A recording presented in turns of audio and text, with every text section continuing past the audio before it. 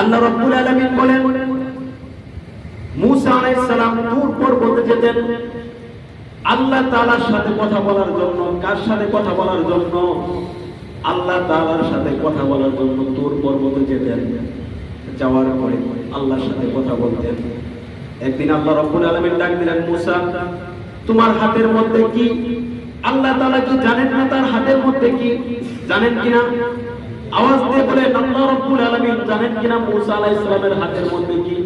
শুধু তাই নয়, সমুদ্রের তলদেশের মধ্যে একটা পাথরের ভিতরে, কিতাবের মধ্যে আছে, শুধু তাই নয়, সমুদ্রের তলদেশে অন্ধকারের ভিতরে একটা পাথরের ভিতরে আল্লাহ রাব্বুল আলামিন একটা মাখলুককে, যেই মাখলুককে সমুদ্রের তলদেশে সাগরের গভীর পানি পানিছে আবার পাথরের ভিতরে থাকে, আল্লাহ বলেন ওই মাখলুকটা যখন আমার কাছে চায়, আমাকে আল্লাহ বলে ডাকে, আমি আল্লাহ ওই মাখলুকটার আওয়াজ শুনতে পাই।